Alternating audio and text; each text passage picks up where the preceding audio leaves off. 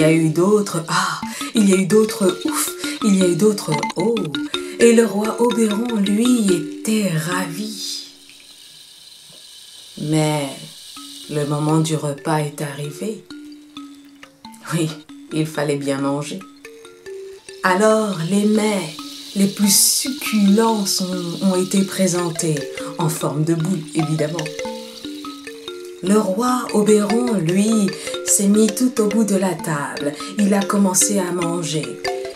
Là, il a vu son loup qui commençait à saliver. Il a demandé qu'on le mette dans sa cage pour qu'il puisse manger lui aussi.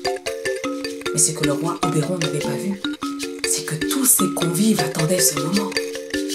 Alors quand le loup a été dans sa cage et qu'on lui a apporté sa gamelle, tout s'est arrêté.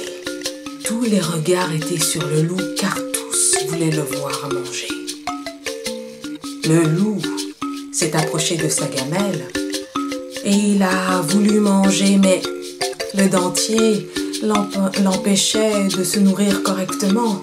Alors il a poussé la gueule d'un côté, cric, poussé la gueule de l'autre côté, crac, et le dentier est tombé, laissant apparaître ces quelques crocs qui lui restaient dans la gueule.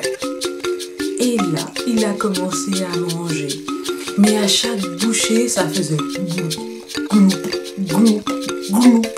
Tant et si bien que tous les autres convives qui le regardaient, d'abord très étonnés, ont commencé à rigoler tellement fort que ça en faisait trembler les murs.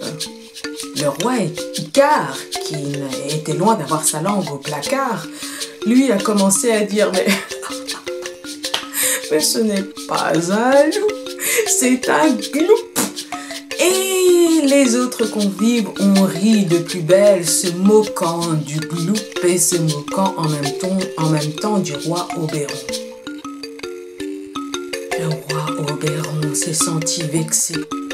Le roi Oberon s'est senti fâché, tant et tant qu'il est parti. Il est monté tout en haut de son donjon et a fermé sa porte arrondie à clé. Et il a attendu. Il a attendu. Il a attendu que tous ses convives soient partis. Et quand il n'a plus entendu aucun bruit, il est enfin sorti. Il a descendu son escalier en colimaçon.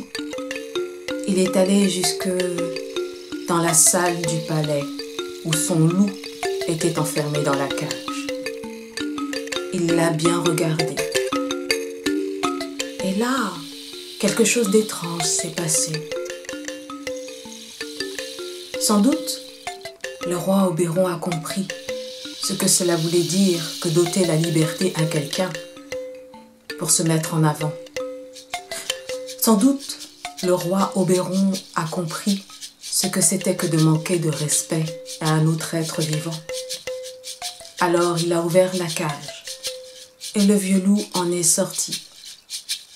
Il a regardé le roi Oberon droit dans les yeux. Et là, je ne sais pas précisément ce que le roi Oberon a compris, mais il s'est mis à suivre le loup. Et sans que personne ne les voie, le roi et le loup sont rentrés dans la forêt. Et le roi Oberon a disparu. On ne l'a plus jamais revu. Certains disent qu'il vit avec une meute de loups. Les plus pessimistes disent qu'il a été mangé par le loup. Mais moi je crois que le roi Oberon sillonne la forêt avec son vieux loup, goûtant autant qu'il le peut la liberté.